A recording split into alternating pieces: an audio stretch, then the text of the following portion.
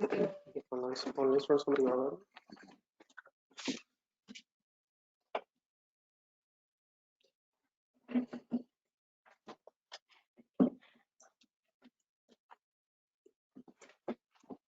ये सारी रजिस्टर खोलेगा, क्या पढ़ रहे थे?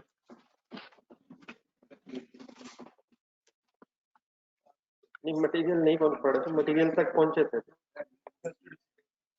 एक स्पेयर कैपेसिटी डिसीजन ले रहे थे कि हमारे पास एक्स्ट्रा कैपेसिटी पड़ी है और उस कैपेसिटी के अगेंस्ट हमें को ऑर्डर मिल गया। उस ऑर्डर की प्राइस कोट करने के लिए हमने एक वर्किंग शुरू की थी और डिस्कशन अभी पहुंची यहाँ तक थी कि मटेरियल की रेलिवेंट कॉस्ट कैसे फाइंड आउट करते हैं। तो एक नजर टेबल देखने, इसका थोड़ा सा क्वेश्चन करते हैं। तो समझ आ गया था लास्ट क्लास में तो एक नजर देख लेना क्या पढ़ा।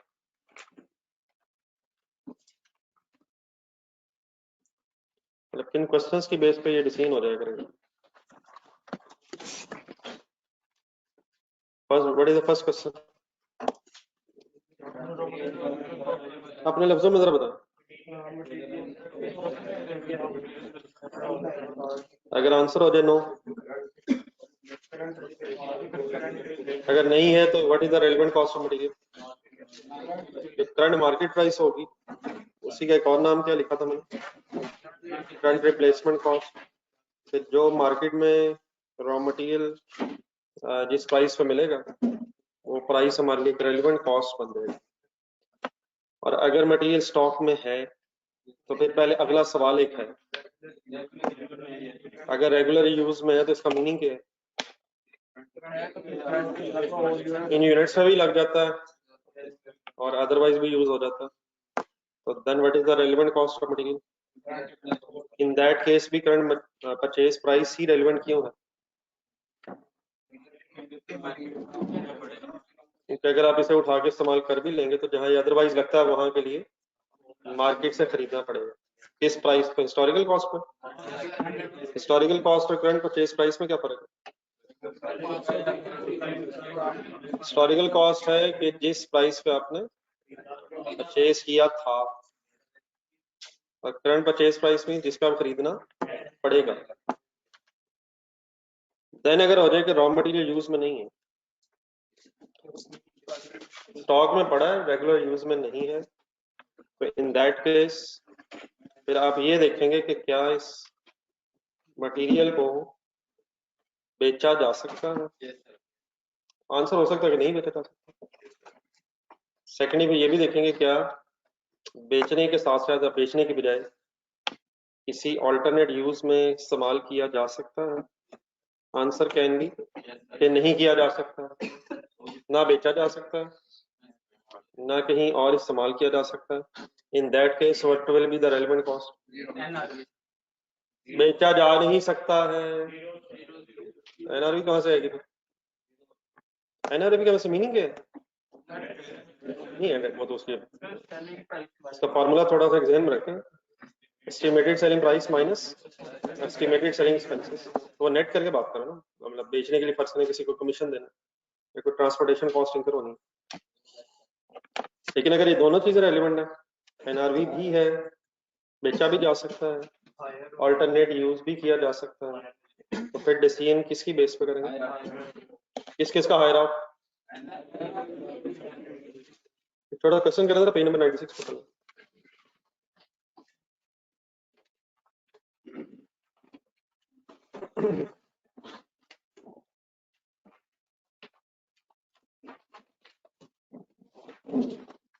पेज नंबर 96 पे क्वेश्चन नंबर 1 पढ़ो।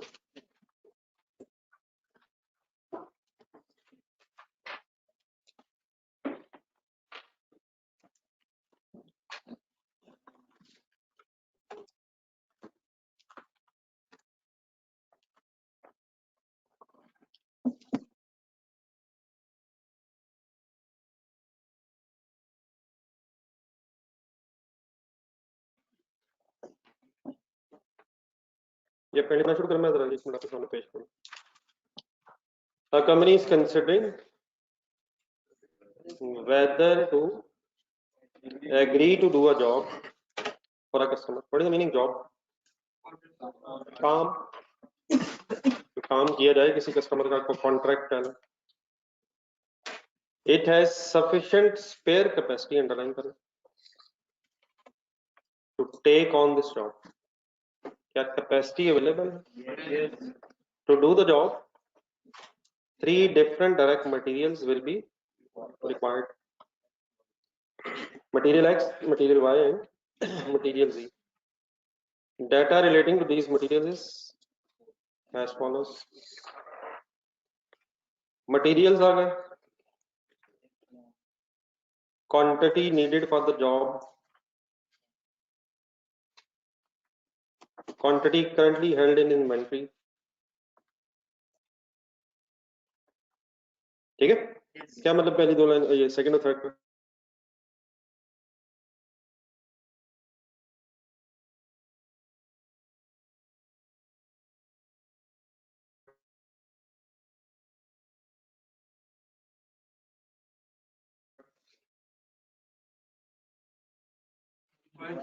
रिक्वायर्ड कितनी है और अवेलेबल कितनी है?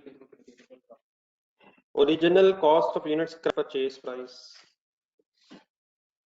करंट डिस्पोजल वैल्यू किसकी? जो पड़े होंगे या जो खरीदने होंगे? जो पड़े होंगे उनकी होगी disposal cost, disposal value.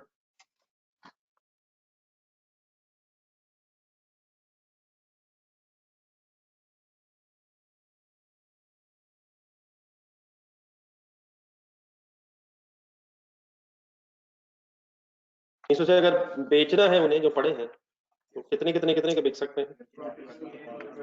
Regularly use by the table थोड़ा बनाया था तो रजिस्टर वाला पेज आता है, बाद में आराम से लिख लीजिएगा, लिखना ही शुरू.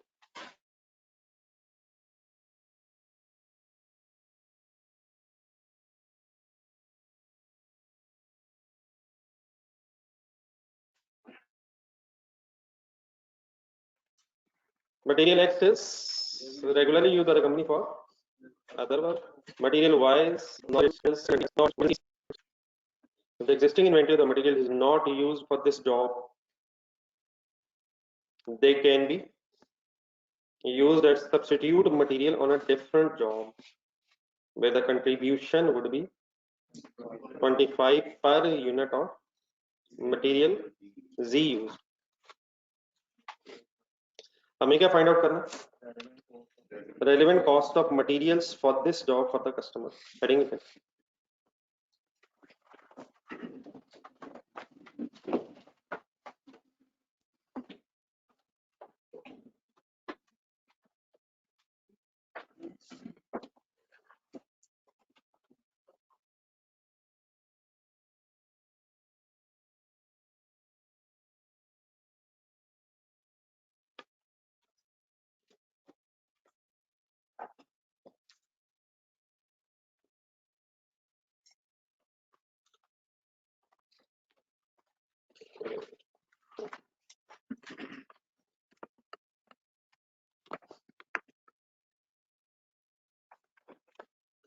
ये ऑनलाइन स्टूडेंट से मेरी बात ठीक है?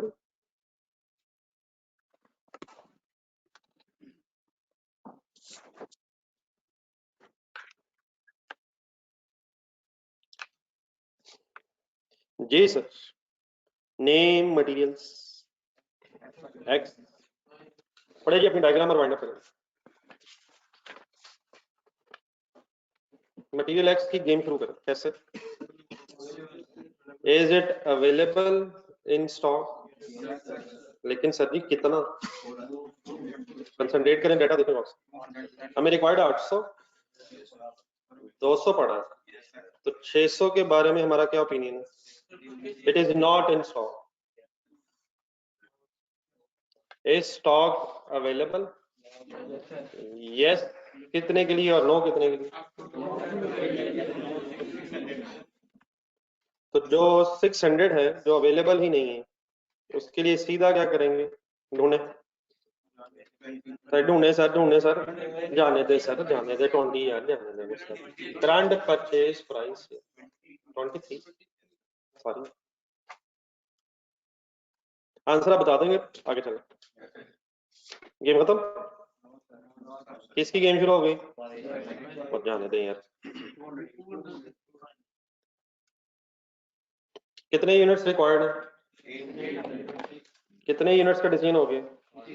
इन 600 को क्या करेंगे? इन 600 का क्या करेंगे?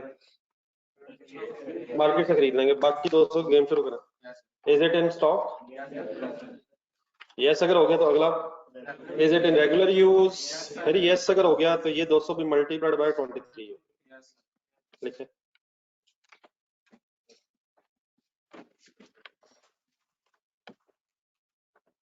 जी शहाब साहब की तरफ से मैसेज आ गया है, पेज नंबर, बल्कि और भी है एक साथ, पेज नंबर सर 96। शहाब तू भी यार,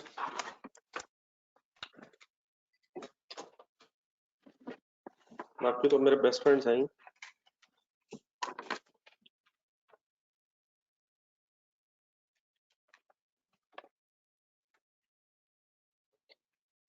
स्पीड अप हो वाई गेम स्टार्ट। जी सर, सबसे पहले 600 चाहिए, 400 हैं, 400 छोड़ें, 200 की बात करें। Is stock available 200? Is 200 units available? Multiplied by 19 current purchase price. Disposal cost तो तब आनी जब यस हो, फिर यस हो, फिर टेबल। ये तो स्टॉक में पड़ेगा नहीं, स्टॉक में है ही नहीं सर। रिमेनिंग गेम किसकी रह गई? 400 की गेम शुरू करें और रन करें, खुद से जरा सोच कर।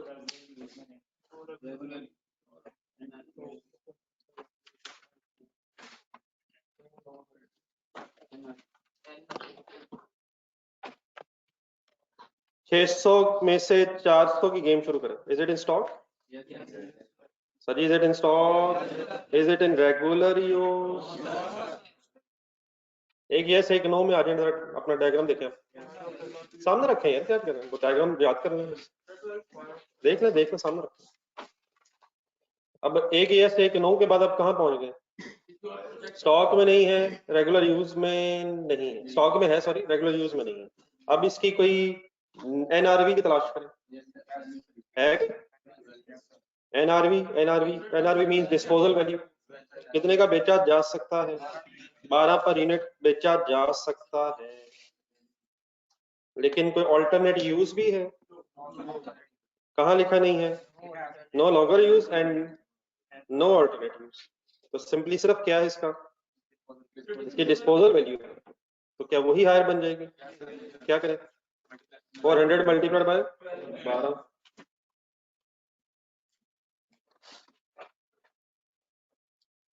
ये आंसर बताइए क्या है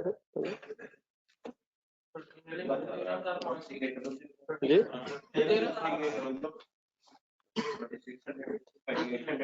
46 है, 4800, 3800, 3800 एंड 40। तो प्लीज बहुत ज्यादा मुश्किल चीज नहीं, इसी तरह की चीजें बार बार आनी है, तो just first practice, the story should be kept in mind. जी सर जी। How much is required?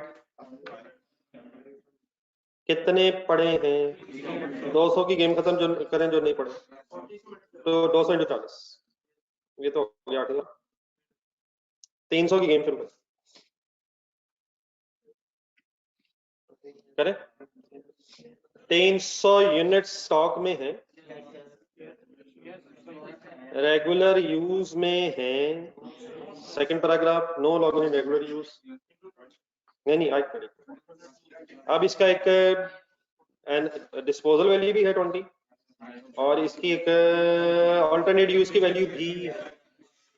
ये पढ़ ले, जरा तसल्ली से पढ़ना पड़ेगा, ये लास्ट पैराग्राफ पढ़ना।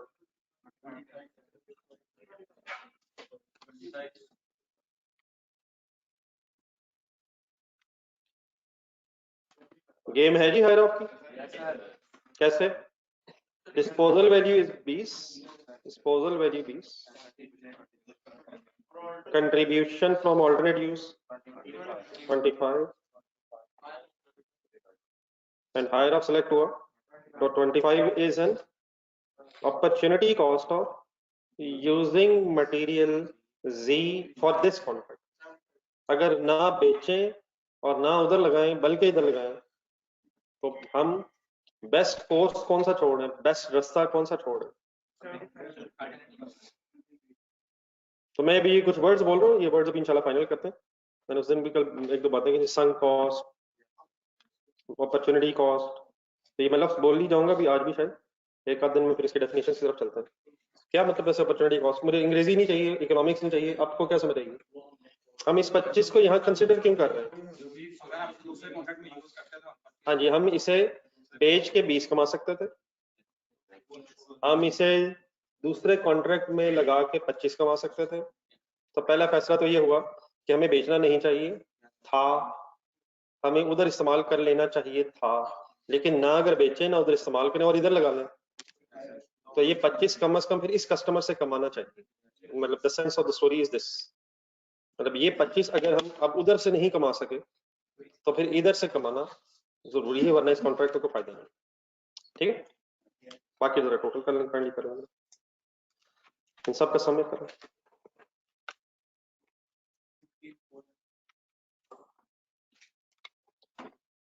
सर प्लीज इन कैलकुलेटर्स का कोई फैसला करें सर.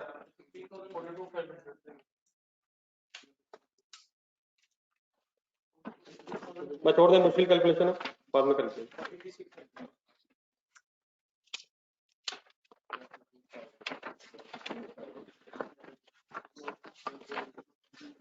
वापस काइंडली आ जाए. फिलहाल जरा एक छोटी सी बात बीच में और ऐड कर लें, फिर क्वेश्चन करते हैं. अच्छा सा पेज नंबर 60 ये ठीक है बेटा, ऑनलाइन स्टूडेंट्स इकट्ठे.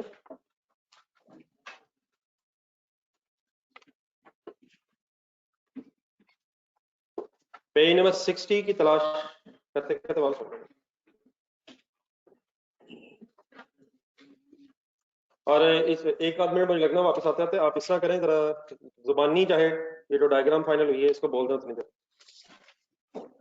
मटेरियल वाली ये जो डायग्राम फाइनल हुई है जरा जुबानी बोल दें.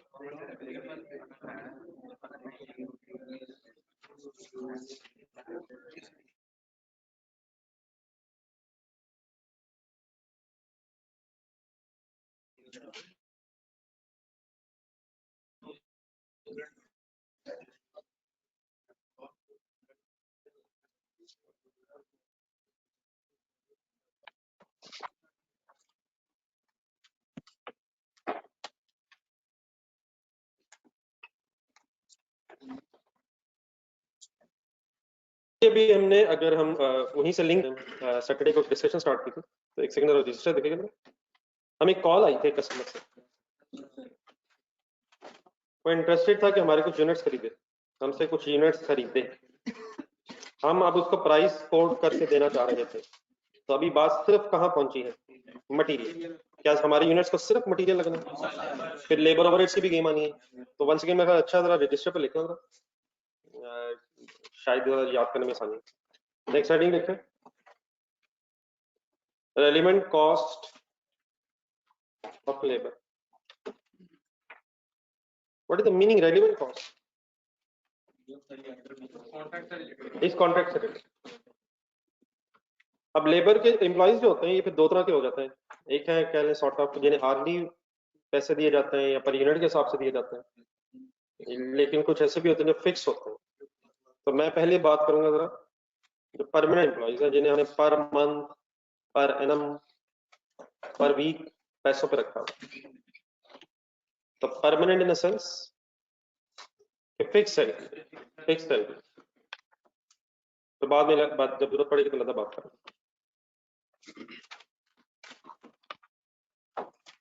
अब ये भी जरा थोड़ा सा मुझे स्टार्ट करना है. ये बात अब सिंपल है, बात हो चुकी है जो असल थी. अब आपने वही 8000 यूनिट्स जेहन में रखने हैं. 8000 यूनिट्स का ऑर्डर है. अब हमें ये देखना है कि लेबर कॉस्ट कितनी है. तो पहला सवाल जो आप अपने आप से पूछ सकते हैं वो क्या है? Is labour idle? नहीं मतलब अब एम्प्लॉइज तो है परमानेंट रखेंगे, तो इज लेबर आइडल, और या इस तरह कहने idle means spare time available.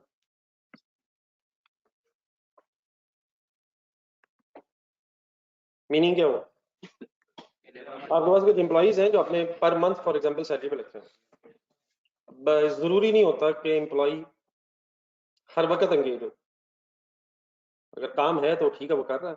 Let's say order खत्म हो गई, फॉर एग्जांपल एक 9 to 5 आप समझ लें ऑफिस टाइमिंग्स है, अगर उसे 9 to 5 आना, इस दौरान हो सकता है कि सफिशिएंट ऑर्डर्स ना हमारे पास हो, और देयरफॉर कुछ टाइम उसके पास ऑलरेडी स्पेयर हो। क्या ये भी हो सकता है कि स्पेयर टाइम नहीं है, एग्जिस्टिंग ऑर्डर्स इतने सारे हैं कि टाइम नहीं? तो पहला सवाल क्या पूछना है आपको अपने आप से सॉर्ट कि क्या एम्प्लॉइज के पास कोई फारिग टाइम है या स्पेयर टाइम अवेलेबल है? Answer can be. What is the meaning of this is कि उनके पास टाइम अवेलेबल है। अब अगर टाइम अवेलेबल है तो क्या 8000 यूनिट्स बनवा लें? क्या टाइम अगर अवेलेबल है तो 8000 यूनिट्स बनवा लें? उसी के लिए टाइम अवेलेबल है ना, उसी ऑर्डर के फॉर एग्जांपल। तो what will be the relevant cost of using the existing labour for that contract of 8000 units? अगर एम्प्लॉइज परमानेंट है, हम पर मंथ सैलरी दे रहे हैं और वो बेचारे फारिग हैं, तो हमने मंथली सैलरी देनी ही देनी है, काम हो या ना हो। क्या बेहतर नहीं है कि इंसान अगर फारिग बैठा है तो उससे काम करवा लिया जाए, वो भी एंगेज हो जाएगा? तो what will be any extra cost that will be incurred as a result of using this contract, this labor for that contract? क्या रेलेवेंट कॉस्ट बनेगी? क्यों यार, इसको सैलरी देनी नहीं है यार। हाँ, सही वर्ड ये है जो इस वक्त हमें जरूरत पड़ेगी बार बार, वो देनी ही है, इररिस्पेक्टिव ऑफ कोई काम करें या ना करें। ठीक है, यहाँ तक आते हैं।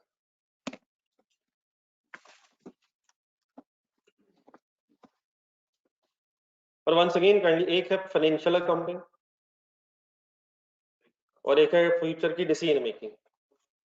तो यकीनन फाइनेंशियल अकाउंटिंग एक और चीज है, एक है डिसीजन लेना, और डिसीजन लेते हुए कौन से खर्चे कंसिडर करने चाहिए जो हम कंट्रोल कर सकते हैं बाय टेकिंग अ डिसीजन।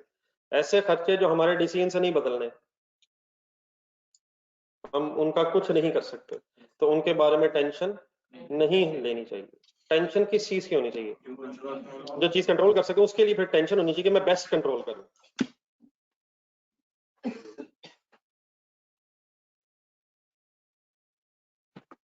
हम एम्प्लॉइज रख चुके हैं,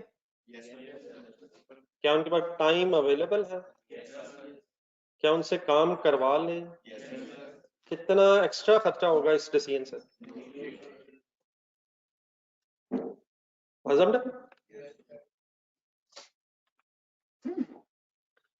जी मिस्टर शाह, पेज नंबर तो पता चल गया हुआ है, वेयर आर यू?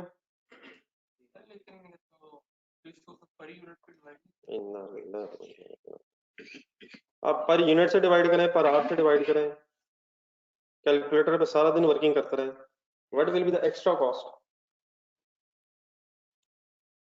और ना करें तो कैलकुलेटर एंजॉय अगर करना है सारा दिन करें, ठीक है। लेबर को एक्स्ट्रा कुछ नहीं करना। अगर हो जाए नो, तो what is the meaning of this no? Spare time नहीं। किन लोगों के पास? जो एग्जिस्टिंग एम्प्लॉइज है उनके पास टाइम नहीं है। अब आपने अगर ये काम करवाना है, नहीं मतलब फिर आप डेफिनेटली फर्दर डिसीजन होगा।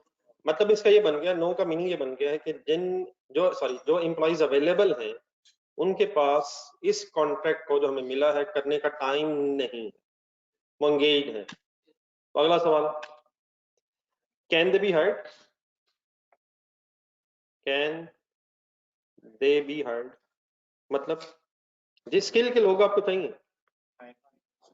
तो अगला सवाल फिर ये पूछेगा कि क्या उन्हें हायर किया जा सकता है? Answer can be. What is the meaning of this? Yes. कि जिस स्किल के लोग चाहिए वो मार्केट में अवेलेबल है, सफिशिएंटली अवेलेबल है, आप और रख लो। और what is the meaning of no?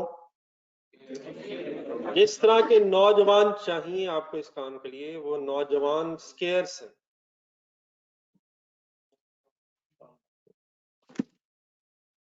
वो short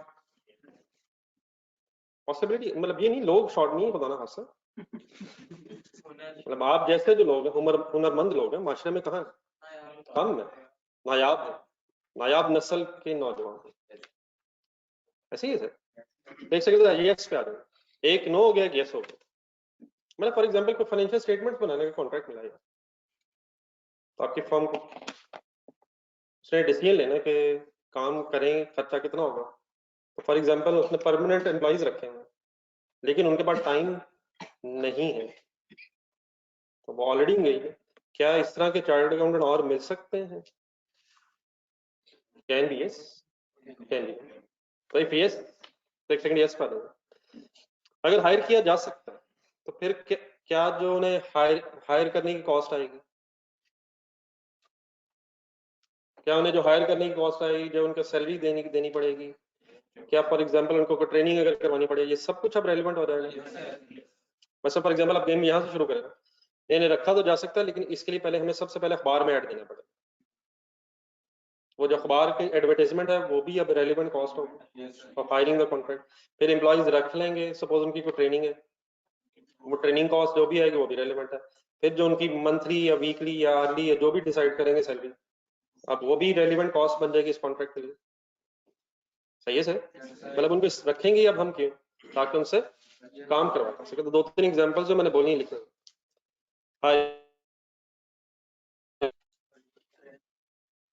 hiring cost, sort of advertisement, training cost, kindly जरा लिखिएगा इसके यस के नीचे, जरा राइट नो के नीचे जगह चाहिए। अगर है तो ठीक है, अच्छा नहीं लिखा, अगर नहीं लिखा पढ़। Training cost and salary cost, salary cost, bonus cost, anything. ठीक है, अब ये सैलरी चाहे पर मंथ हो या पर आवर हो, फर्क पड़ता है इससे। अब ये एक्स्ट्रा एम्प्लॉइज है, ये चाहे पर मंथ रखने पड़े या पर आवर रखने पड़े, जो भी इनकी सैलरी है, ये भी फिर इसी कॉन्ट्रैक्ट का इंक्रीमेंटल खर्चा। ठीक है, नो के लिए जरा स्पेस रखिए, नो के नीचे जरा स्पेस।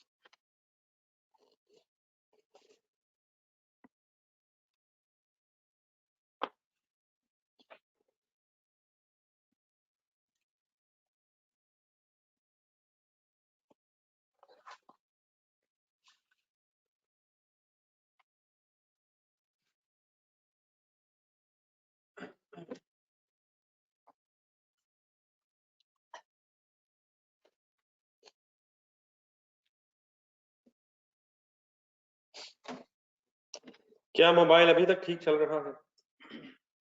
नहीं कैसे बना?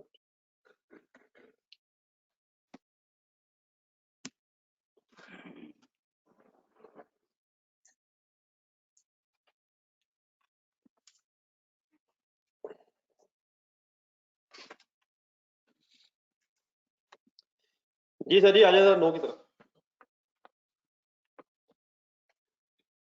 What is the meaning of this no on right side?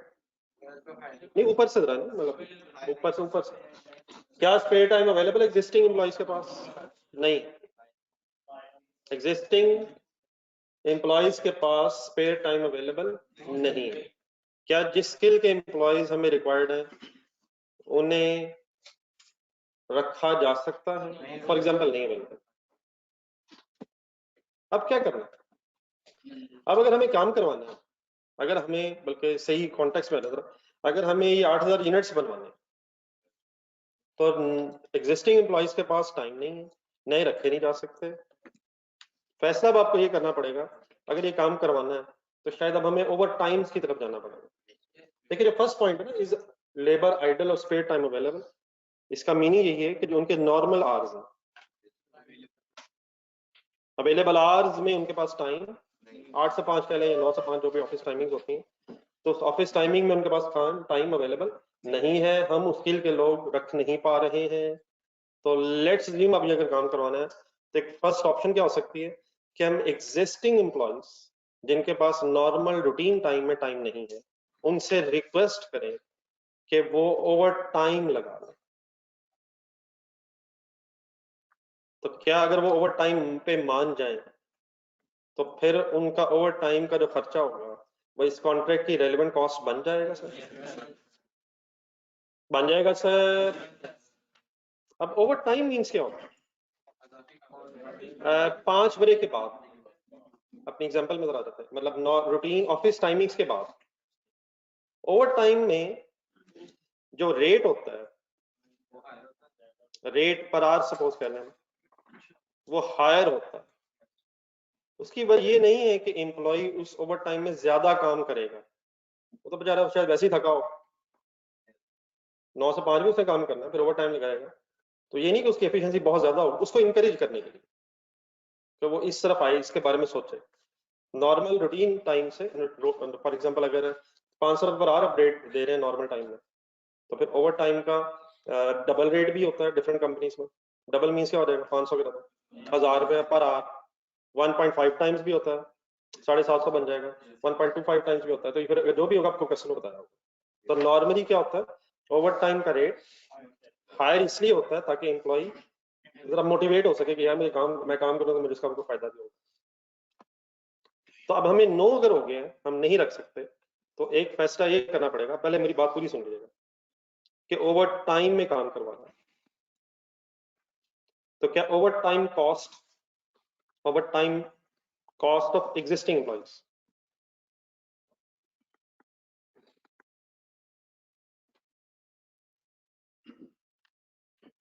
तो जो भी फॉर एग्जांपल अगर हमें अपने इस कॉन्ट्रैक्ट में 50 घंटे चाहिए एम्प्लॉइज का और 500 रुपया नॉर्मल रेट था, और सपोज क्वेश्चन में लिखा हुआ था कि 1.5 टाइम्स हो जाएगा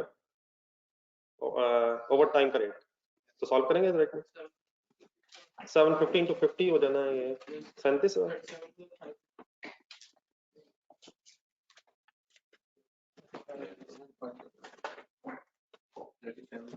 37,500 for example over time cost आ रही है। लेकिन एक मिनट बात पूरी होने दो, इसको फिर एक दूसरी चीज से भी कंपेयर करना चाहिए। कंसंट्रेशन सुनिएगा। दूसरी चीज, ये ओवर टाइम में जो काम होगा ये तो होगा नॉर्मल टाइम के बाद। नॉर्मल टाइम में हमारे इन एम्प्लॉयज के पास टाइम है नहीं, हम नो में आ गए। तो नॉर्मल टाइम में इनके पास टाइम नहीं है, ये किसी और काम में बिजी है। तो एक ऑप्शन ये भी तो हो सकती है कि जिस काम में ये बिजी है उनसे वो काम छुड़वा लिया जाए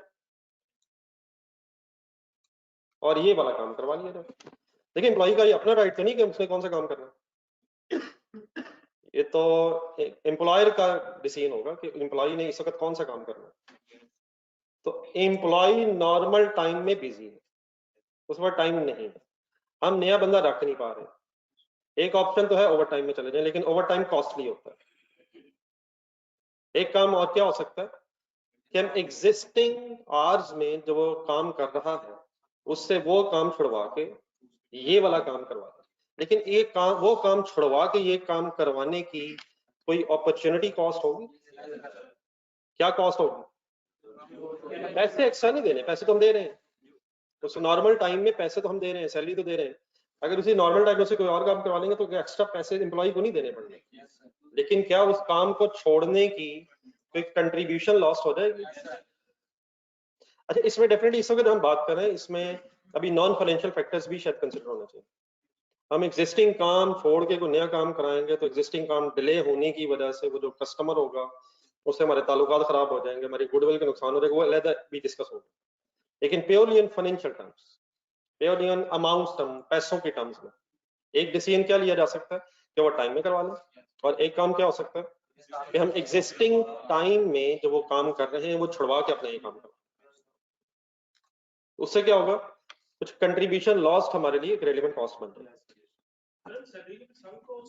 नहीं नहीं, सैलरी तो अब जो देनी है वो चाहे काम करे या ना करे, इस वक्त हमारे परमानेंट एम्प्लॉयज है, वो तो वो ही रेलेवेंट अब इस डिसीजन में। हम कौन सा काम करवाएं, ये करवाएं वो करवाएं, ये ना करवाएं ये ना करवाएं, उससे कुछ भी ना करवाएं, वो सैलरी इज नॉट अनचेंज। हाँ, हमारे इस करवाने या ना करवाने से कौन सा कॉन्ट्रैक्ट करवाएं, कौन सा ना कॉन्ट्रैक्ट करवाएं, उससे हमें शायद कुछ कॉन्ट्रैक्ट्स पे नुकसान होगा, जो फिर हमें किस से कवर करना चाहिए।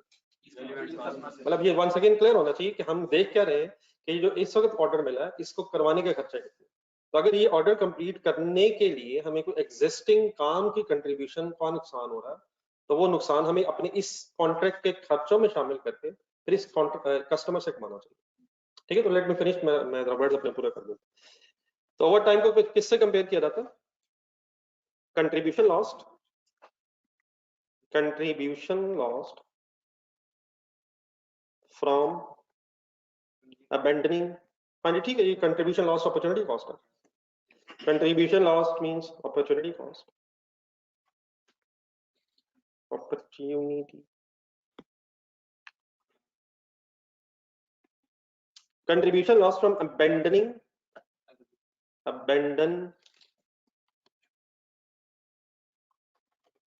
the existing work.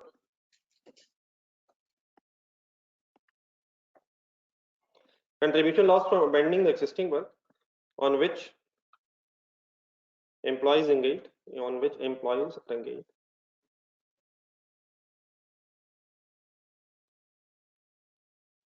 in normal time. मैंने थोड़ा सा एक्सप्लेन करने की कोशिश की, बात पूरी होगी। क्या कहना चाह रहा हूँ अपने लफ्जों में बोल दो।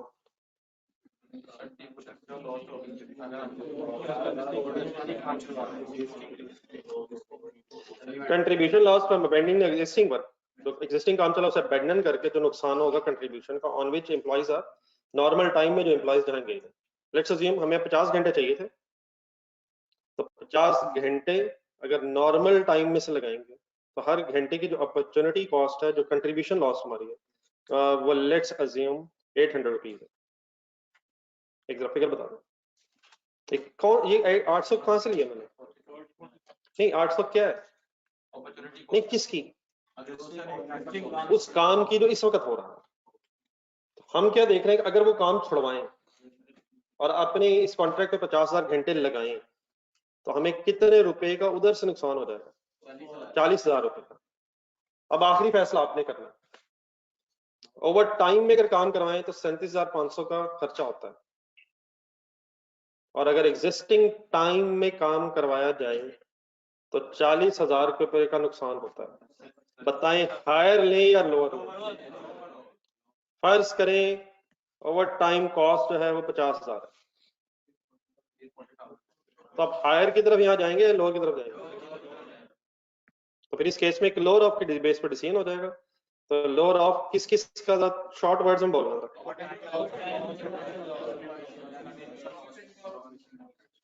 लेकिन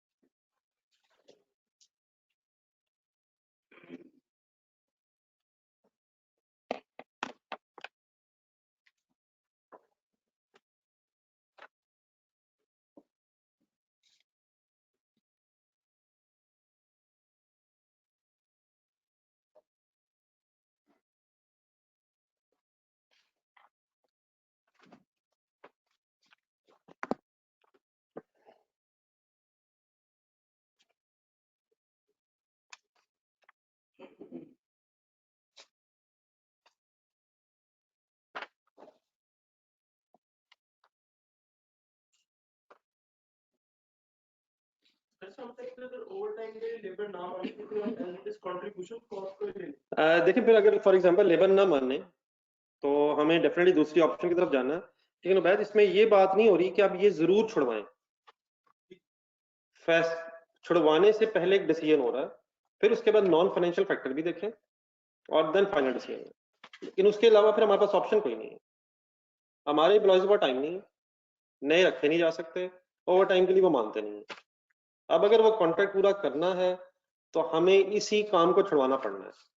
अब आप ये देख लें फाइनली क्या ये काम छुड़वाना फिजिबल है या नहीं। डेफिनेटली नुकसान तो पहले लिख लेना कि इतना नुकसान मुझे होना है, लेकिन उसके बाद फिर अपनी गुडविल वगैरह का या अदर फैक्टर्स भी देखें कि मेरा जो कस्टमर है, पुराना कस्टमर है जो मेरे साथ चल रहा है इतने अच्छे से, कहीं वो नाराज ना हो जाए और मैं इस नए कस्टमर को अपना बनाने की कोशिश कर बैठूं। तो फाइनल डिसीजन डेफिनेटली सिर्फ अमाउंट्स की बेस पर नहीं आपके अदर नॉन फाइनेंशियल फैक्टर्स भी शायद इक्वली इंपॉर्टेंट हो, लेकिन आपको सब कुछ पता जरूर होना चाहिए डिसीजन लेते हुए कि इधर से इधर गया तो क्या होना है, उधर होगा तो क्या होना, उसके बाद फिर आप राइट डिसीजन ले सकते हैं।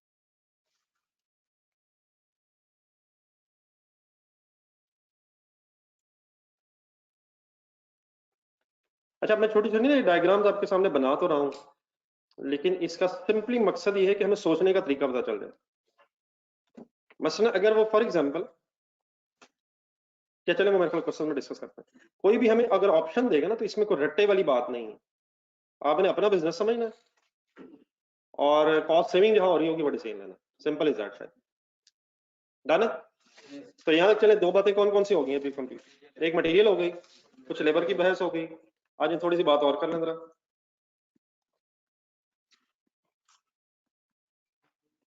नेक्स्ट लाइन लिखें, क्या चले पेज नंबर 61 से पढ़ना है, दो तीन लाइन वहां छोटी छोटी लिखी हुई, उसकी शायद लिखने की जरूरत नहीं।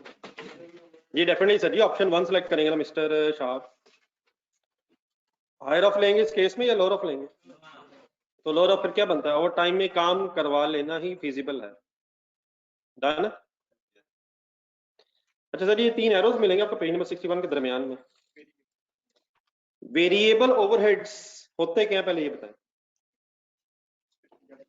ये तो बता दें यार, कोई एग्जांपल सेम रखा कि वरना मुश्किल हो जाता है। एक दो एग्जांपल्स बताएं ना, जाने दें मटेरियल लेबर, ये वाली रहने दें यार, ये वेरिएबल ओवरहेड रहने दें, material labour admin expenses finance cost. Sir ji दो चीजें हर वक्त याद रखें, मुसलसल बोलता हूँ, इलेक्ट्रिसिटी है, फ्यूल चार्जेस है, इनको कम से कम दो चीजें हर वक्त ध्यान में रखें।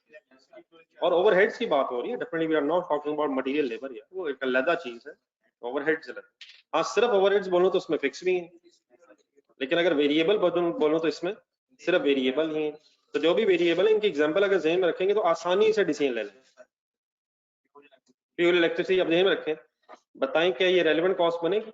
अगर हम ये 8000 यूनिट्स बनाएंगे तो अकॉर्डिंगली ज्यादा इन पे, इनकी वजह से जो बिजली इस्तेमाल होगी, इनकी वजह से अगर कोई जनरेटर इस्तेमाल होगा, तो क्या वेरिएबल ओवरहेड्स हमेशा रेलिवेंट बनेंगे? क्यों? हमारे यूनिट्स के साथ साथ ये वेरी करेंगे। तो पहले तो एक्सटेंडेंस ये देख, वेरिएबल ओवरहेड्स आर रेलिवेंट। मतलब मैं आपसे कहूँ 50 घंटे काम होना है और वेरिएबल ओवरहेड्स का रेट मैं बताऊं 40 रुपए पर आवर, तो 40 मल्टीप्लाई 50 हम उसके ओवरहेड्स निकाल लेंगे। ठीक है, ठीक है। देन सर एक वर्ड अंडरलाइन करें, incremental fix cost, additional fix cost कह सकते हो। देखिए 8000 यूनिट्स आपने बनाने, लेट्स अज्यूम ये यूनिट्स बना के आपने इन्हें कुछ अरसे के लिए किसी स्टोर रूम में रखना, और वो स्टोर रूम जो इस वक्त अवेलेबल है उसमें गुंजाइश नहीं। फर्ज करें अगर गुंजाइश है, एक ऑलरेडी आपके पास स्टोर रूम है, लेट्स अज्यूम रेंट पे भी है, लेकिन उसमें गुंजाइश मौजूद है, तो बताएं ये fix cost of rent relevant है?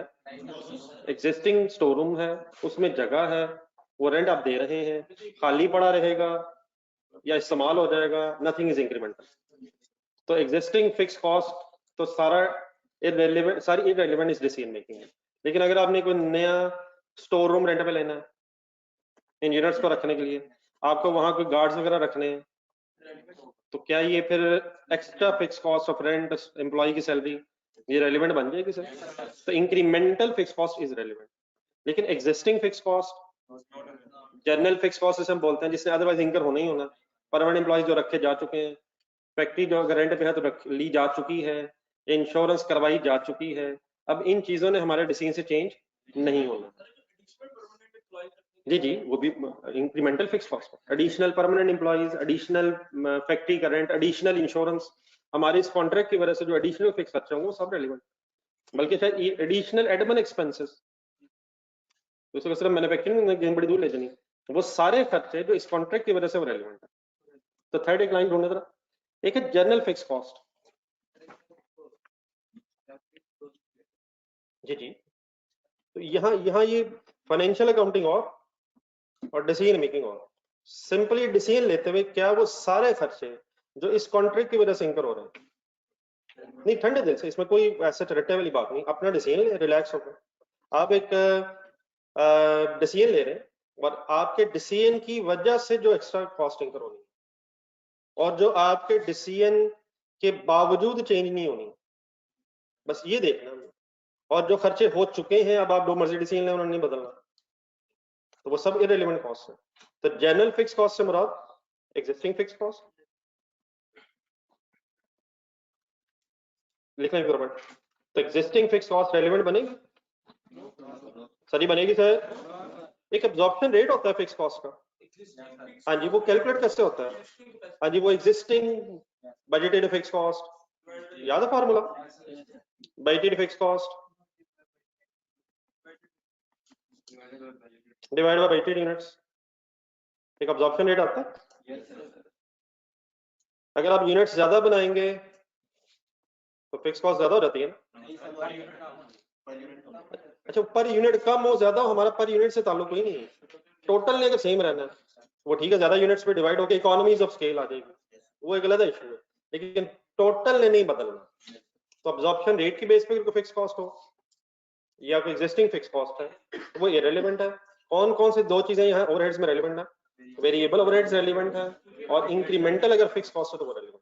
तो अगर आपको ओवरहेड्स का अब्जॉर्प्शन रेट की बेस पे दिया, फिक्स्ड ओवरहेड अब्जॉर्प्शन रेट्स, तो उसका पर यूनिट तो चेंज होना है लेकिन उसका टोटल सेम रहना है। तो एक्टिविटी लेवल बढ़ा के आप पर यूनिट तो बदल लेंगे लेकिन उस पर यूनिट का कोई इम्पैक्ट नहीं है टोटल। ये याद है कि नहीं? वैसे ही बोली जा रहा है क्या? फिक्स कॉस्ट का जो टोटल होता है कांस्टेंट रहता है और उसका जो पर यूनिट है वो इनवर्सली वेरी करता है। ठीक है, चले आए भी यहाँ तक।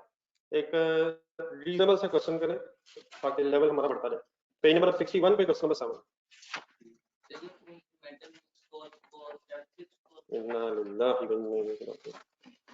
सवाल में जो आएगी वो fix.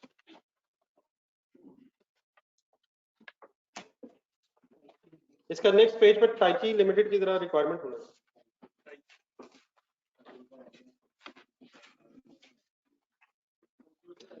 Compute the relevant cost of producing motor. Give brief reasons for the inclusion or exclusion of any cost from your computations.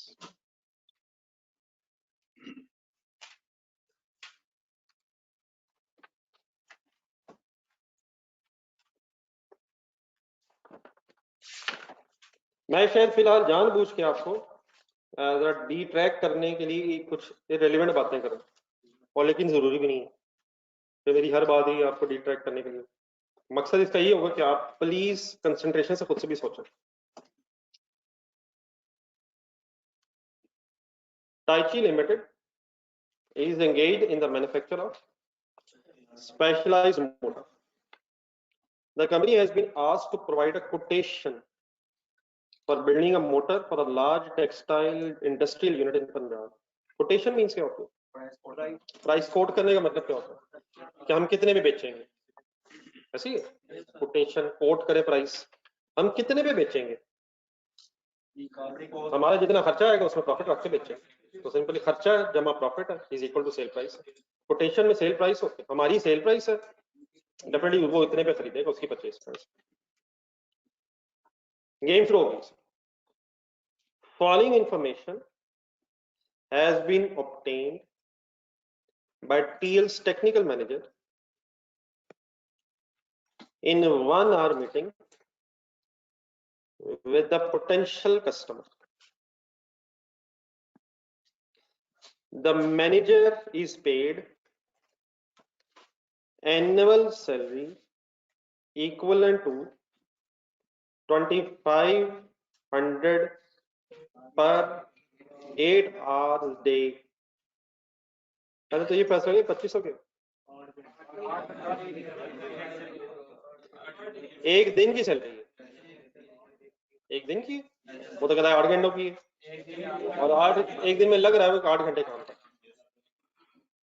Calculator बना 2500 divide by 8,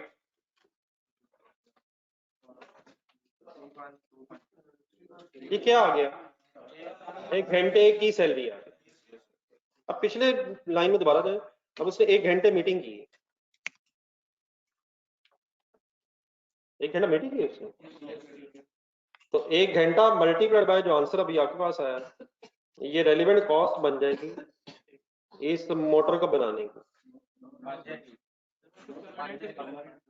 annual salary equivalent to, अगर वो ये मीटिंग ना करता तो फिर ये हम पैसे ना देते। क्या वो मीटिंग करता या ना करता? नहीं, मैंने तो कुछ नहीं कहा, मैंने जानबूझ के पंगा लेना।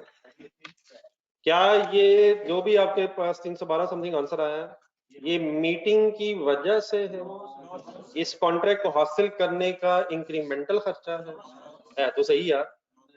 अगर वो मीटिंग ना करता तो कॉन्ट्रैक्ट कैसे मिलता? फैसला ये है ही नहीं, ये फैसला तो नहीं हो रहा। फैसला क्या हो रहा है? क्या ये पैसे इस मीटिंग की वजह से जा रहे हैं? अगर वो फारग ही रहता इस घंटे में, कोई फेसबुक ऑन कर लेता, क्या फिर भी ये पैसे हम देते एनुअल सैलरी? हाँ, अगर किसी कॉम्पिटेंट शख्स को, फॉर एग्जांपल हमारे पास कोई एक्सपर्टीज नहीं है, हमने हायर की है और कहा यार ये जरा मीटिंग अगर आप कंडक्ट कर ले हमारे भी आपसे, और वो कहे मैं इसके फिर 7,000 रुपये पर आवर लूंगा, और आप सपोज दे रहे हैं उसे, तो क्या वो 7,000 फिर इंक्रीमेंटल है सर? लेकिन आपका एक एग्जिस्टिंग एम्प्लॉई है, उसे आप सैलरी दे रहे हैं, उसे आप सैलरी दे रहे हैं, अब उस टाइम में वो काम करे या ना काम करे, अगर आप पे कर रहे हैं एनुअल तो ठीक है, उसने गेम हमारे साथ चलाई है। तो क्या फॉर एग्जांपल अगर इस दिन वो 7 घंटे काम करके घर चला गया, तो हम क्या 312 रुपये अपनी जेब में काट के रख लेंगे? 25 रुपये पर डे पेमेंट होगी, रिस्पेक्टिव के काम के साथ लिंक रहेगा। रेलिवेंट है ये नहीं? रेलिवेंट है ये नहीं? ये ऑनलाइन स्टूडेंट्स की पार्टिसिपेशन नहीं है एज ऑलवेज। पॉइंट 1, बाकी मैं फिनिशिंग टच देता हूँ। Motor would require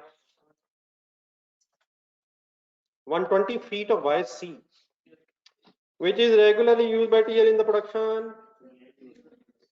TL has 300 feet of wire C in inventory at the cost of 65 per feet. The resale value of wire C is 63 and its current replacement cost किसे कहते हैं? ये एक दफा लिख लें दोबारा और अब याद रखिएगा। Purchase price is 68 per feet. जी सर, वो अगर हो सके तो वो डायग्राम बनना कम से कम ध्यान से। इज स्टॉक अवेलेबल कितना? 300। रिक्वायर्ड कितना है? Sufficiently available. नो वाली बात नहीं आई। इज स्टॉक अवेलेबल, सारा ही अवेलेबल। हमें चाहिए कितना और कितना अवेलेबल है, तो हमें किसी मार्केट में जाने की यहाँ तक जरूरत नहीं है। लेकिन क्या ये रेगुलरली यूज है? तो दोनों यस का जवाब क्या बना फिर? 120। फाइनल आंसर बोले, सॉरी अमाउंट बोले कौन सी लूं आप? इंटू 68। इस तरह के छोटे छोटे वर्किंग टाइप इसके साथ ही फिलहाल करते थे, बाद में फिर लिख लेते थे।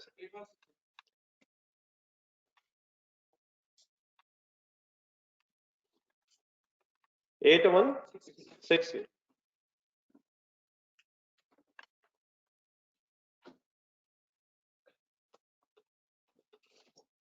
assumed 50 kg of another material by the name of YD and 30 other small components would also be required by the TL for the motor. YD would be purchased from would be purchased. Sunk cost. या अल्लाह तेरा शुक्र मौला, मैं भी जमशन नहीं लगा था। Would be का मतलब था खरीद ली है।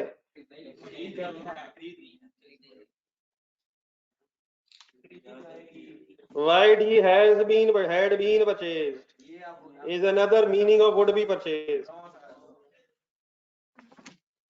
YD would be purchased from a supplier at the rate of 10 per kg.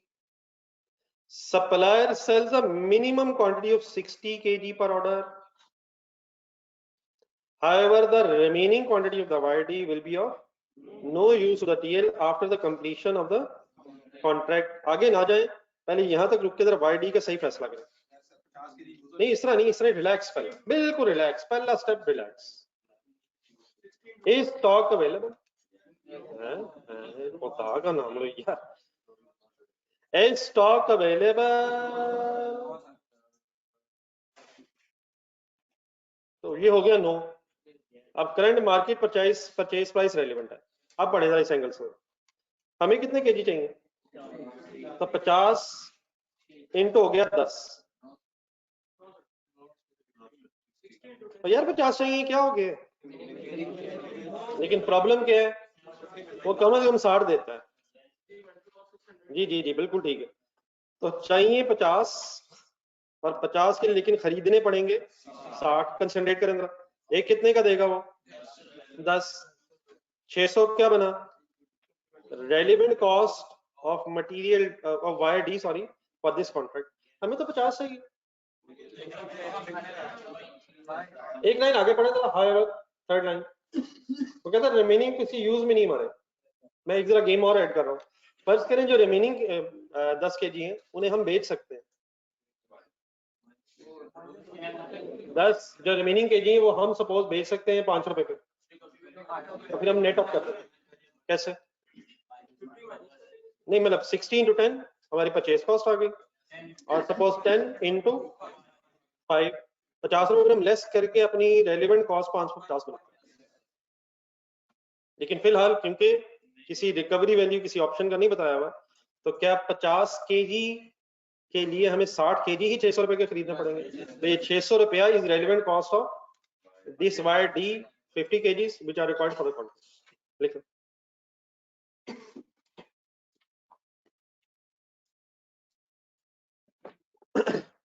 तो सिर्फ क्या सोचना है, आप एक डिसीजन ले रहे हैं बस, और जिस तरह का ये डिसीजन ले रहे हो ये मेरा ख्याल में कोई भी शख्स अकाउंटेंट बनने की अगर कोशिश करे तो ले सकता है,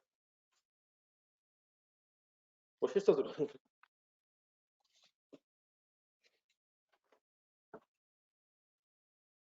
जी डन है प्लीज। देन एक 30 स्मॉल अदर कंपोनेंट्स भी थे फर्स्ट लाइन में 50 केजीज डी के साथ, उनको ध्यान रखते हैं, लास्ट सेंटेंस पढ़ो, the other small components will be purchase का मतलब होता है खरीद लिए हैं,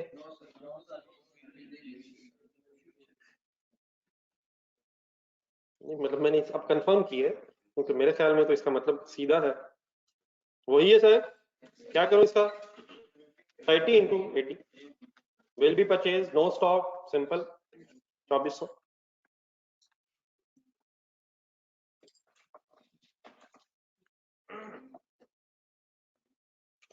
चले आगे जी, labour manufacturing process would require 250 घंटे of skilled labour and 30 machine hours. आराम आराम से पढ़ते रहिए।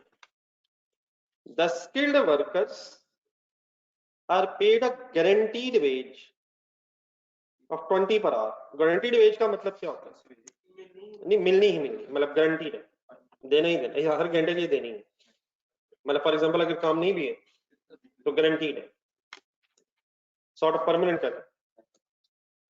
The skilled workers are paid a guaranteed wage of 20 per hour and current spare capacity available with TL for such class of workers is 100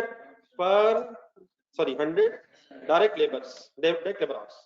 कितने चाहिए, 250 चाहिए, कितने स्पेयर कैपेसिटी में अवेलेबल है, कितने और चाहिए।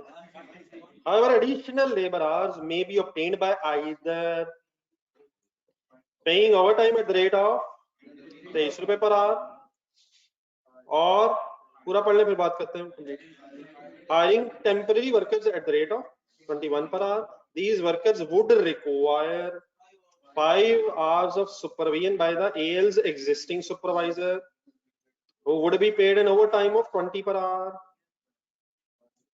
बाकी मेरे ख्याल आगे मशीन की बहस है, यहां तक लेबर पर रुक जाएगा,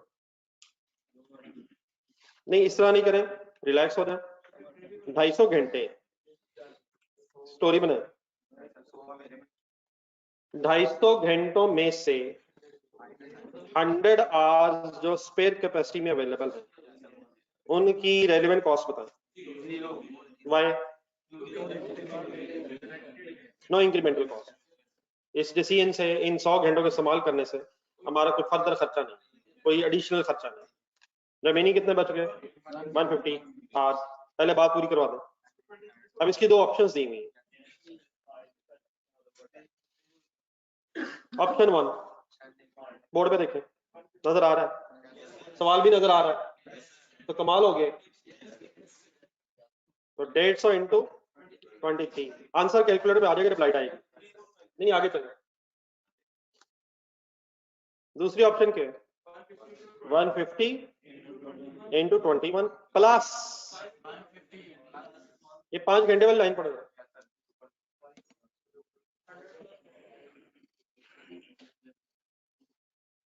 क्या इन 5 घंटों का सुपरवाइजर को ओवर टाइम देना? अगर ये सुपरवाइजर परमानेंट है और नहीं, फिर भी अगर ओवर टाइम लगा रहा तो रेलिवेंट है। परमानेंट है लेकिन ओवर टाइम लगा रहा तो रेलिवेंट तो है।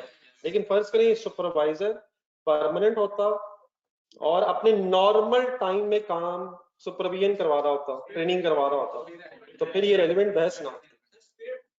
नहीं, उसके पास स्पेयर टाइम होता, नॉर्मल टाइम में ही स्पेयर टाइम होता और परमानेंट एम्प्लॉय होता, तो वो 5 घंटे लगाता, 10 घंटे लगाता इनकी ट्रेनिंग में, तो देन कोई इंक्रीमेंटल खर्चा ना बनता। दो प्रॉब्लम्स है, एग्जिस्टिंग तो है लेकिन ओवर टाइम में काम करवा रहा है, ठीक है, और उसके देर पर पैसे हमें देने हैं, इंक्रीमेंटल है।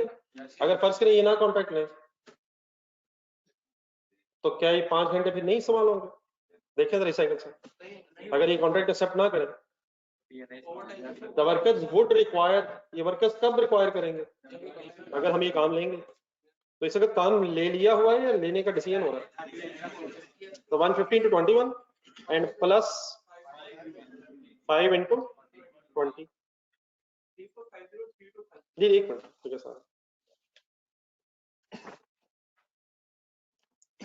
अब यहाँ रुक के जरा 1 मिनट दुआ ही कर लें लाइट के लिए। नहीं ऐसे सही तो है लेकिन आप नहीं लिख पाएंगे, तो अगर आप लिखने की ख्वाहिश छोड़ दें फिर तो कोई इशू नहीं।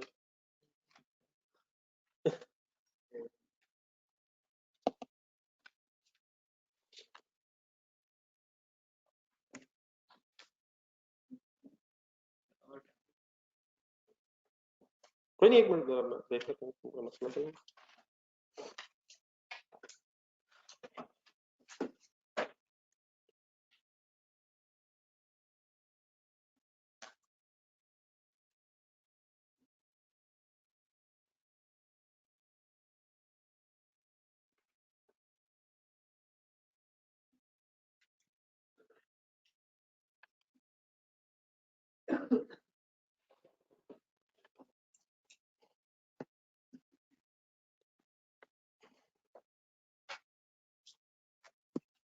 ये सर फिगर सॉल्व करना जी। 3450 3250, तो इनमें से हायर ऑफ या लोअर लिखिए वर्किंग।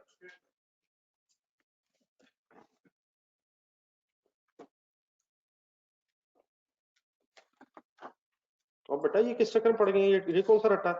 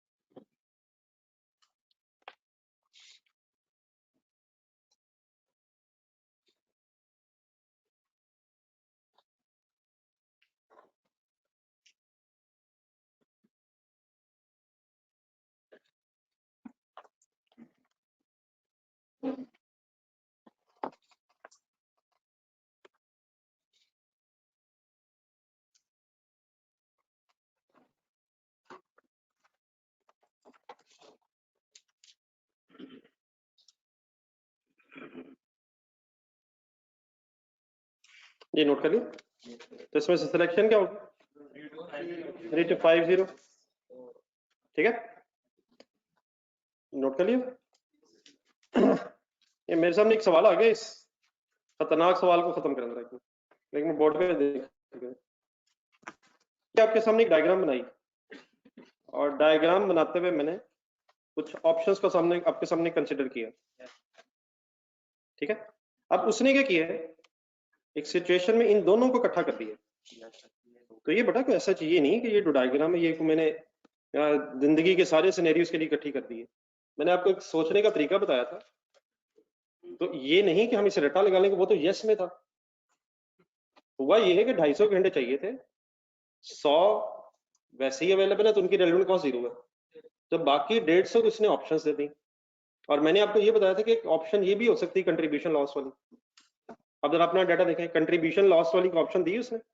अब अगर नहीं दी तो हम ये तो नहीं शुरू हो देंगे ये क्यों नहीं दी, जो गिवन सर्कमस्टांसेस है उनमें से फिर हम डिसीजन लेंगे कि बेस्ट पॉसिबल ऑप्शन क्या है।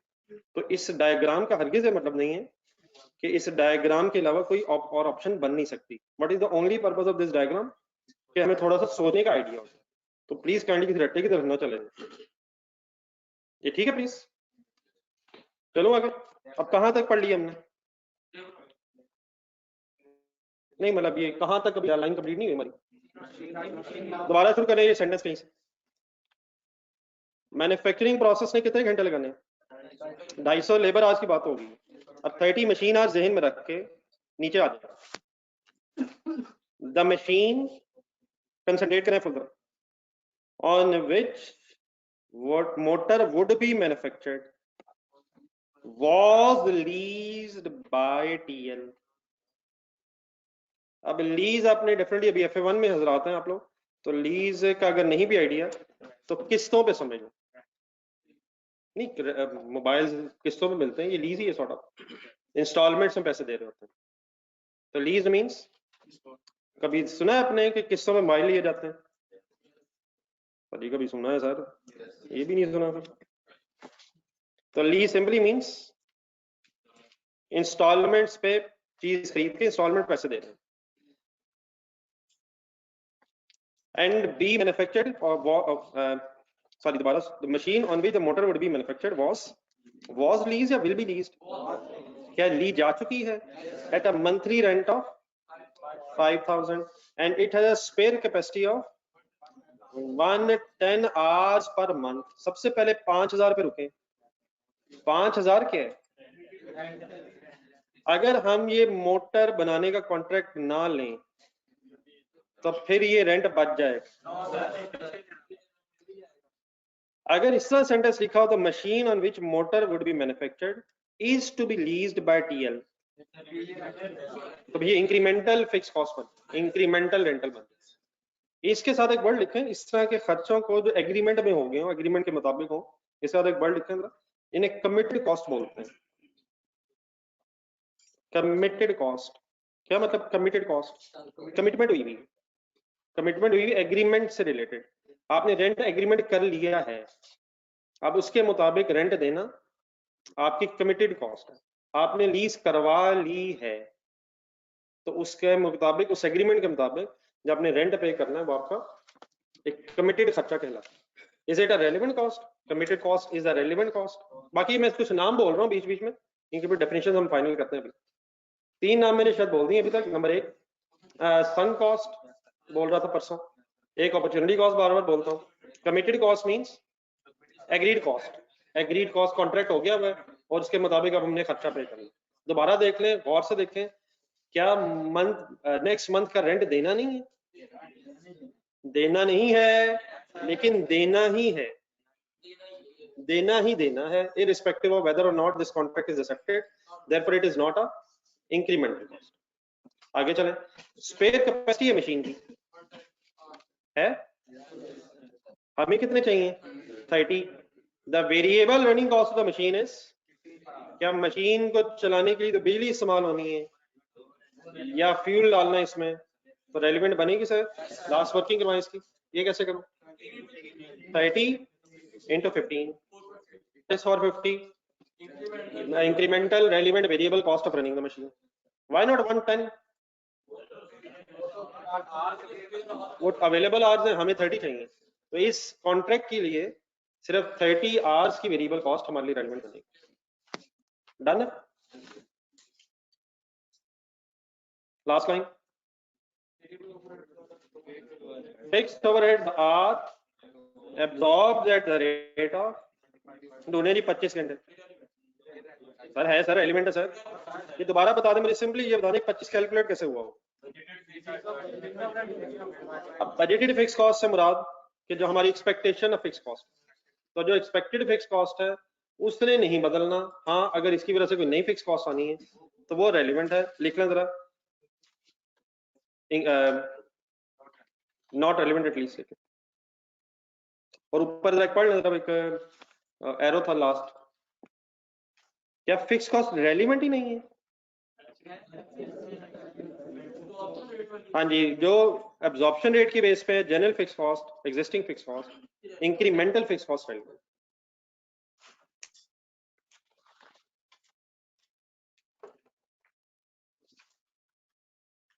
ये ऑनलाइन सोर्स क्लियर है बेटा?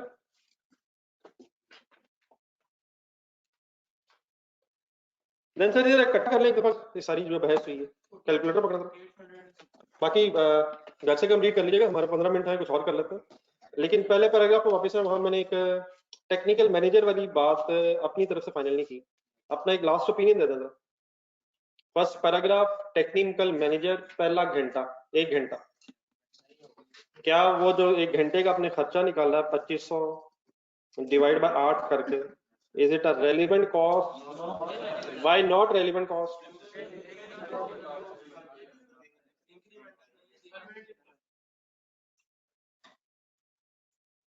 ठीक है, तो फिर सिंपली कैलकुलेटर उठाएं, 8160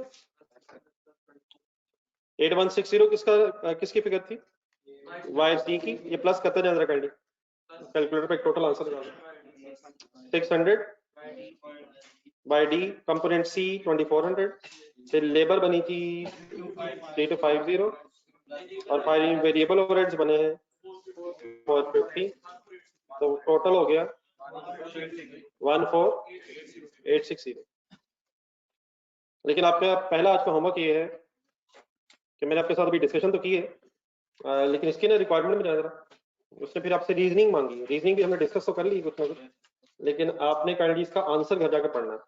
पेज नंबर 72 निकाला, कल कहीं आके ये ना कहते आंसर पाएंगे। पेज नंबर 72 पे है, ये कैलकुलेशन तो आपके सामने मैंने लिख दी है 14860 की, लेकिन उसके नीचे ना नोट बने हुए, हर पॉइंट को जरा एक्सप्लेन किया हुआ, तो काइंडली जरा 5 मिनट पहले लगा के सबसे पहला काम इसको कंप्लीट कर लीजिएगा, तो उसके बाद फिर अगली बात है। डन है? डन है सर? देन इस तरह करें, पेज नंबर निकालने 78,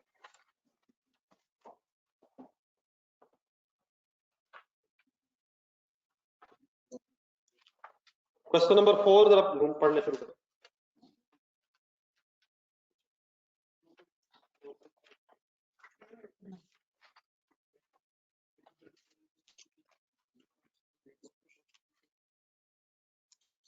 रिक्वायरमेंट पढ़े next page, page number 79।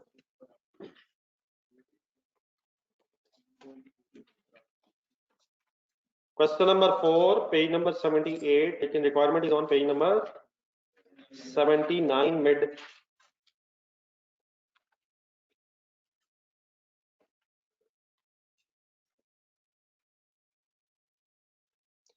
Calculate the bid price. Bid price क्या होती है? बोली आपके मतलब लगाएंगे क्या मतलब होता है इसका? आप फॉर एग्जांपल 1 लाख बोल रहे हैं, व्हाट इज दैट 8 लाख? आप इस पे बेचेंगे, आप 1 लाख पे मैं बेचूंगा, तो वही खर्चा जमा प्रॉफिट पे नहीं, सेल प्राइस सोचो, और जो खरीद रहा होगा उसकी परचेज प्राइस। लेकिन कौन कंप्यूट कर रहा होगा, सेलर या बायर? बायर। तो compute the bid price that GPL should quote if it wants to earn profit, bracket underline करें, based on relevant cost only of 20% of sale price अब ये वाली मिस्टेक्स कभी प्लीज अफोर्डेबल नहीं है। Markup margin, what is 100 of sale price, what is 20, what should be cost. अगर सच्चा हमने निकाल लिया तो वो 80 होगा, डिवाइडेड बाय 80 होके इंटू 100 बन के सेल प्राइस में कन्वर्ट होगा। मार्कअप है मार्जिन है, एक ही बात है यार। मार्कअप भी एम से है, मार्जिन भी एम से। आगे अगला ए भी कॉमन है, आर भी कॉमन है, थोड़ा सी बस वही फर्क है। Global private limited in the process of, अब आपका इस वक्त ये इश्यू नहीं है, मिशन नहीं है कि 10 मिनट में सवाल कैसे होगा, वो इंशाल्लाह होगा। Global Private Limited is in the process of preparing bid documents for a special order of 5,000 units of a new product, Zeta. In this respect, GPL's technical department has worked out the following projections information. The order will be completed in 15 days. GPL has sufficient stock of the required materials to produce Zeta. Zeta is a finished goods. Zeta is a finished good, and required materials are available. Some of the relevant information is as follows. मैं कोशिश करूंगा कि अपना opinion ना दूं। Material A की game शुरू करें। क्वांटिटी रिक्वायर्ड अवेलेबल है, कहां लिखा है? जीपीएल है सफिशिएंट स्टॉक, अवेलेबिलिटी है इनकी। कितना रिक्वायर्ड है? ओरिजिनल परचेज प्राइस दी हुई है, करंट परचेज प्राइस दी हुई है, करंट डिस्पोजल प्राइस दी हुई है, तीनों की। शायद हमें कुछ और देखना है। Material A is used in many products and therefore sufficient stock is maintained. Game शुरू करके खत्म कर। स्टॉक में है, कहां लिखा है? Sufficient stock. रेगुलर यूज में भी है, फाइनल कर दें। 5000 इंटू इंटू इंटू इंटू यार 180 को जोड़ा, खरीदा जा चुका है। करंट डिस्पोजल प्राइस रेलिवेंट कब होती है? जब 9 हो जाए। 1 मिलियन। आंसर हम तब लिखेंगे जब हम लिखने की पोजीशन में हो। साथ साथ अगर लिखना तो लिखें, अब बाद में फिर मैं पहले तो नोट कर लेता।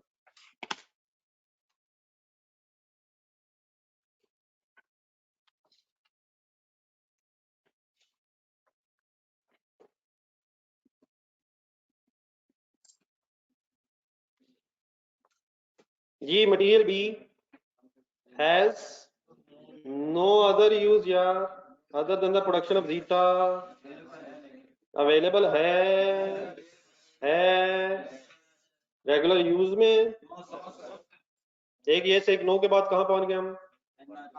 एनआरवी ढूंढे कहीं। एनआरवी है ऑल्टरनेट यूज कोई और, वो भी नहीं है। क्या करें?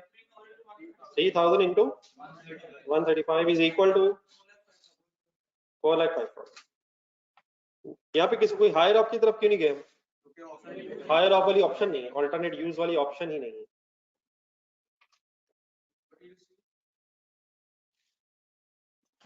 मटेरियल सी की गेम जरा ऑन है, लेकिन परसों बात हो गई है। एक मिनट। Stock of material C was purchased several years ago for another project. It can only be used in the production of Zeta. Otherwise, it will have to be disposed of at a cost of rupees 10 per kg to meet the। पहले translation कर लें। जी वो ठीक है, बात हो गई थी लेकिन रिवाइज कर। कितना रिक्वायर्ड है मटेरियल? 2000 किलो स्टॉक में है, रेगुलर यूज में बिकता है, नील लिखा हुआ है, बिकता नहीं, तो नीचे वो 10 भी दे रहा है। ना बिकता है, ना कोई ऑल्टरनेट यूज है, बल्कि क्या करना पड़ना है, अगर इधर इस्तेमाल ना हुआ, अगर इस्तेमाल हो गया तो क्या फिर भी डिस्पोज ऑफ करना पड़ना है? डिस्पोज ऑफ कब करना पड़ेगा? तो अगर डिस्पोज ऑफ ना किया तो इस्तेमाल हो जाएगा, डिस्पोज ऑफ ना किया तो इस्तेमाल हो जाएगा, इस्तेमाल हो जाएगा, फिर डिस्पोज नहीं करना पड़ेगा। इट मींस ये 10 रुपए पर केजी का खर्चा बच जाएगा अगर हमने इसे यहाँ यूज किया, और अगर यूज ना किया तो कैलकुलेटर उठाएं, बल्कि शॉर्ट सिंपल है, कितने केजी से 2000 इंटू 10, क्या करें, क्यों लेस करें, ये तो खर्चा है, ये तो खर्चा है, पूरा बताएंगे तो मैं मानूंगा। अगर हमने इसे इस्तेमाल कर लिया, इस कॉन्ट्रैक्ट में अगर इस्तेमाल का डिसीजन लिया तो हमारे इस डिसीजन की वजह से हमारा 20,000 का खर्चा सेव हो जाएगा। अच्छा सर जी, यहाँ ना रुक के जरा ठंडे दिल से चंद बातें जरूर क्लियर होनी चाहिए। पहले तो ये बता दें, मेरे लेस समझ आ गया। हम कर ये रहे कि हमें अपना पता हो कि हमारा नेट खर्चा कितना है। ये नहीं कह रहे कि बाद में आप ठीक है उससे प्रॉफिट ना लीजिएगा, हमारे पास अपनी सही कैलकुलेशन होनी चाहिए। कल किसी भाई ने ही पूछा था, कल या परसों, कि सर उसे क्या पता कि हमारा 20,000 बच जाएगा। उसे नहीं पता, हमें तो पता हो, हमें तो पता हो कि हमारा नेट खर्चा है कितना, और देयरफॉर हम एक रीजनेबल प्रॉफिट ऐड करके अपनी सेल प्राइस कोट कर सकें। अगर हम ही अपने सही खर्चे नहीं पता होंगे और वो ओवर स्टेट होंगे, तो हमारी सेलिंग प्राइस भी ओवर स्टेट होगी, जिससे हो सकता है वो कस्टमर पर कॉन्ट्रैक्ट एक्सेप्ट ही ना करें। आप यकीनन क्या कीजिएगा, अगर आपका दिल मानता होगा कि कॉस्ट पूरी सही कैलकुलेट कर लें, बाद में जितना मर्जी प्रॉफिट रख के कोट कर दें, लेकिन आपको कम से कम ये पता होना चाहिए कि मैं मैक्सिमम कितना फिर वापस भी आ सकता हूँ, क्योंकि आपको पता है बार्गेनिंग ही तो असल गेम है। प्राइस जान बूझ के कैसी कोट की जाए कि गेम शुरू हो जाए, और अगर आप नहीं ऐसी कोट करेंगे तो अगला फिर भी शुरू हो जाएगा। तो ये अनफॉर्चुनेटली मेरी जुड़ी सी कैफियत है। तो वो एक अलग इशू है बाद में कि हमने प्राइस कितनी कोट करनी है। इस लेस को करने का मतलब ये है कि हमें पता हो कि इस कॉन्ट्रैक्ट की एक्सेप्टेबिलिटी से कितने एक्स्ट्रा खर्चे हैं और कितनी कॉस्ट सेविंग्स है। बात क्लियर है मेरी? मींस पहले हमारे पास कॉस्ट आ जाएगी, उसकी बेस पे फिर आप सेलिंग प्राइस खुद से डिटरमिन करें, जितना प्रॉफिट मार्जिन रखना वो आपकी अपनी चॉइस है। बात क्लियर है मेरी? माइनस करने वाली भी और माइनस करने की रीजन वाली भी। चले आगे, चले आपसे पूछा रहने देता हूँ ये सवाल। चले आगे, मैंने पूछा नहीं, मैंने बताया। Point number 2, production Rita would require, एक दफा दोबारा वुड रिक्वायर की ट्रांसलेशन मुझे कर दें। मुझे उम्मीद थी कि इसकी ट्रांसलेशन हमें आती है, चाहिए होगी या चाहिए है, था ये था। कितने स्किल्ड आवर्स, कितने प्रेजेंटली अवेलेबल हैं। आप लोग इस तरह करें, ये ठीक है, ये वाला क्वेश्चन इंशाल्लाह कल कंप्लीट करेंगे। एक क्वेश्चन अगर इस तरह का कर ले जाए, नहीं ये वाला रहने दे, इसमें एक दो फिगर्स है, मैं खुद डिस्कस कर लूंगा, मुझे आसान सा जरा पेज नंबर 96 पे है। अच्छा मैं कोशिश कर रहा था, एक बात अभी करने लगा आपके सामने कि आपके सामने ना करूं, लेकिन मैं मजबूर होके एक बात करने लगा हूं। मैं बड़े कुछ दिनों से सोच रहा हूँ, ये कॉस्ट इस वक्त बहुत हल्की फुल्की सी हो गई है as compared with the cost जो पहले थी, लेकिन उस तरह से हम हिम्मत नहीं कर रहे जो होनी चाहिए। इस वक्त कॉस्ट का कोई इशू नहीं है। मैंने थोड़ा हिसाब किताब लगाया, जो मुश्किल टॉपिक से तकरीबन वो हो गए हैं, और उसमें ब्रेक इवन का मसला चल रहा है, तो वो मसला इंशाल्लाह हम साथ साथ लगे रहेंगे। तो इस वक्त ये कॉस्ट बहुत रिलैक्स ही है। ठीक है, इसमें चीजें आती जाएंगी आती जाएंगी आती जाएंगी, लेकिन इसी तरह की आती आती जाती खत्म हो जाएंगी। जो असल कॉस्ट थी वो अब नहीं है। तो मेरी ये बात इसलिए मैंने रखी है आपके सामने कि अब नहीं बनता कि हम इस कॉस्ट से डरें। तो अब सिर्फ क्या बनता है कि मुसलसल एफर्ट करते जाए। तो अब कोई ये खतरनाक चीज मुझे नहीं महसूस हो रहा कि ये रह गई है। कल मैंने बड़ा सोचा है, और फिर मेरे जहन में वो पुराने बच्चे भी आए हैं और पुराना जुमाना भी जहन में आया है कि जब हम एक खत्म कर दे तो पहली नई चीज, और नहीं, फिर नहीं, फिर नहीं, फिर नहीं, और फिर उसके बाद पता चलता था कि अभी फिर नहीं आ गई। तो पेज नंबर 96। तो मेरे इस मकसद, अब बात मैंने इसलिए डरते डरते की है कि कहीं आप और रिलैक्स ना हो जाए, ये भी एक खतरनाक काम। अच्छा फिर देखी जाएगी, लेकिन मेरा मकसद ये था कि इस पे साथ साथ एफर्ट कर लीजिए। मेरा नहीं ख्याल कि इसमें आप देखें ना, जो वेरिएंस वाला फॉर एग्जांपल कभी भी कोई सवाल आएगा तो वो हो गया जो होना था वेरिएंस में, तो छोटे मोटे एक दो लाइनें 4-5 लाइनें रह गई तो हो जाएंगे। वेरिएंस प्रोसेस बड़े बड़े जो काम थे ये तकरीबन शायद आप जो सिलेबस में वो हो गए, बाकी ठीक है फजूलियात है वो करते रहेंगे हम। तो पेज नंबर 96 एक सवाल सिर्फ दे रहा हूँ या दो देता हूँ, पेज नंबर 96 और 97 पे क्वेश्चन नंबर 2 और 3 को कोई घंटा जरा लगाए, तकरीबन इसमें हो जाना, बाकी इंशाल्लाह मैं डिस्कस करूंगा। अल्लाह हाफिज। बाकी फिर इसके बाद ये जो लिमिटिंग फैक्टर आया था कुछ दिन पहले, उसका फिर एक टेस्ट वगैरह रखता हूँ, लेकिन मेरा ख्याल 1-2 दिन और जरा गुजारना। और जिन हजरात को पिछड़ा सवाल रहता है, ये पॉसिबल नहीं है कि आपके कुछ सवाल हुए हैं और कुछ ना हुए, ये कम से कम है जो हम कर पा रहे हैं क्लास में। डन है। अल्लाह हाफिज।